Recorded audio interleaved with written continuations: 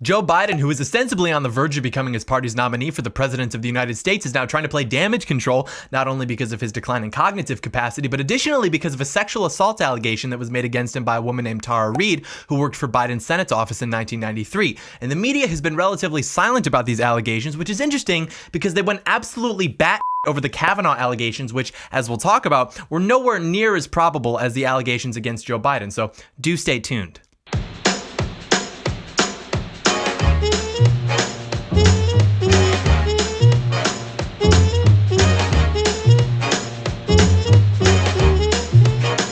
John Doyle in. Heck off, Commie.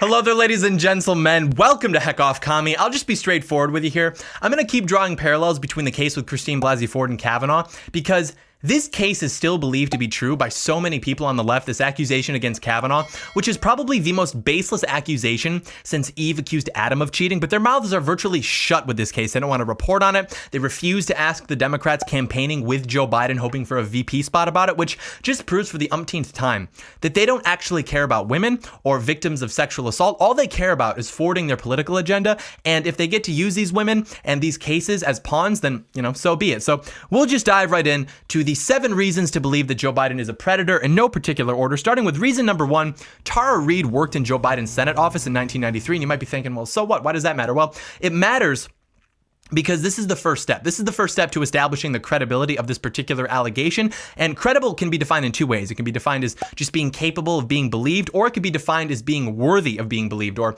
in other words, being trustworthy. And if we use the first one as the operative definition, then every allegation like this would be considered credible, since we know that men sexually assault women. And so when we're presented with an allegation of a particular man sexually assaulting a particular woman, we can kind of think to ourselves like, okay, yeah, I could see that happening.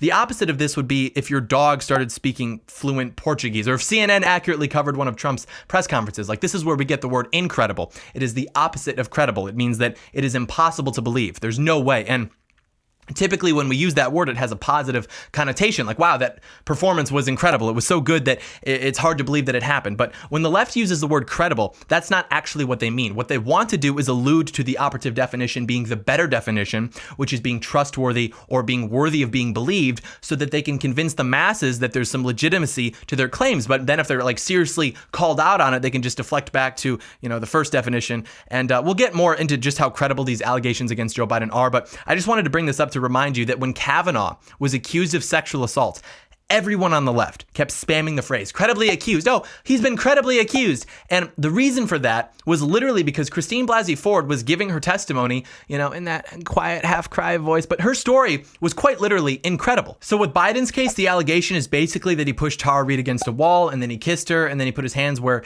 they were not supposed to be. And Biden has been silent about this allegation, but his campaign has come out to deny it. But what's very important about this, and we'll get into this more a bit later, is that Tara Reade claims to have filed a sexual harassment complaint about this. And if that's true, then that record would purportedly exist in Joe Biden's Senate papers, which are currently in the possession of the University of Delaware. But the biggest point is that Tara Reade knows where she was when it happened. She knows that she told other people around her around the time that it happened. All of these people are now coming forward and corroborating that story. And we know just from watching the way that Joe Biden acts in public that the guy's a creep. We've got all of that, but the media still silent. But with Christine Blasey Ford, she had none of those details. She had no corroborating witnesses. She didn't know where it was. She didn't know when it happened, nothing. Yet the media literally covered that story nonstop for months. Oh, she's credible. We must believe all women. Let's put her on the cover of Time magazine. And there are still people who believe that that's true. There are people that still believe Christine Blasey Ford is some sort of brave feminist icon. And we have to say this much about Brett Kavanaugh. Regardless of his politics, maybe he's not as conservative as you would like. That man is a hero. That man is one of the bravest men alive today. He went out there swinging. He never flinched, and he's a king. A very important part of being a man is being able to look at other men and award them king status to reinforce desirable traits or behavior by awarding them with this sort of emblematic royalty. It's very important. But anyways, we'll keep talking about the accusation and how it becomes more credible. But that's the first detail to note, that she was working in this office in 1993, and she claims to have filed a sexual harassment claim, which ostensibly exists on record. This gives us a timeline. This is our frame of reference. So from there, we get into reason number 2, which is that Tara Reade is a Democrat. Tara Reade is a lifelong Democrat. I mean, she supported Bernie Sanders in the primary, but presumably she would much rather have a Democrat in office than have Donald Trump for another 4 years. So given her historic political affiliation, I think we can say that she probably wouldn't want to hurt Joe Biden's presidential prospects unless he had done something to her in a way like she's alleging that he did. And compare this to Christine Blasey Ford, who was attending anti-Trump protests, who was attending the Women's March. And this isn't to say that what she did was politically motivated. I, of course, would never suggest such a thing, but it is to say that at the very least, what she did helped forward her political interests, whether she intended for that to happen or not. And moreover, Tara Reade has people that can corroborate her story. She claims to have told her brother about the incident when it happened. Her brother comes forward and says that this is true. One of her neighbors has come forward and said that they discussed it together in the mid-1990s. And we even have now footage of her mother calling into Larry King in 1993 to talk about the incident. And the transcript of that conversation corroborates her story to a very large degree. And coincidentally, that particular episode has been removed from the Google Play catalog, which has all of the episodes of the iconic Larry King live program, but for some reason that was removed. What a strange coincidence, but it doesn't matter because you can still find the footage online. But what's important about this is that Tara Reade has people that are corroborating her story. And more importantly, they're corroborating her story years before she told the public about it. And you compare this to Christine Blasey Ford, virtually no one was able to corroborate that story. Her best friend, Lisa Kaiser, came out and said straight up that it probably didn't happen. But the media, the Me Too movement, all the leftist politicians, they presented the story as true. The story was evidence of rape culture. But with the Tara Reade story, which is vastly more credible, we hear virtually nothing. They have been dead silent.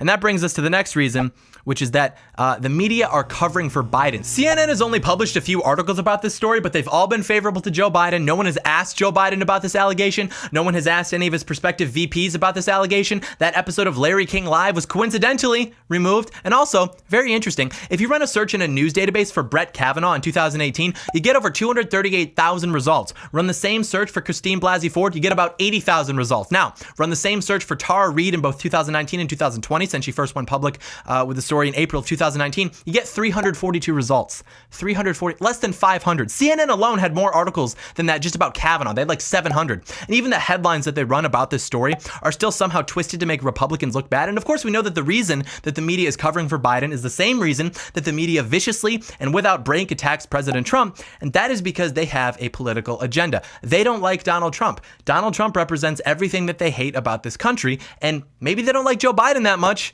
but they know that they would much rather have a Joe Biden than they would a Donald Trump, especially because Biden might end up stepping down and being replaced by a much more progressive and female vice president. So just keep that in mind. I mean, obviously we know this, but really think about how the media works. These people are not the hardworking, honest reporters that we think of, you know, with the hat and the pad of paper and getting the story. No, these people are liars, they're propagandists, and they have no morality or principles. Their ultimate goal is to subvert the United States of America to implement their worldview. That's really what it comes down to. You should expect nothing more from them.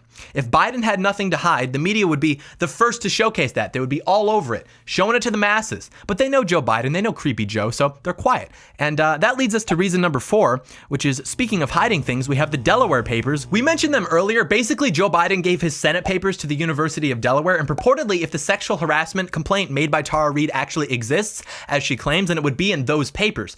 But the University of Delaware has said that they will not allow anyone to access those papers until 2 years after Joe Biden retires from public office.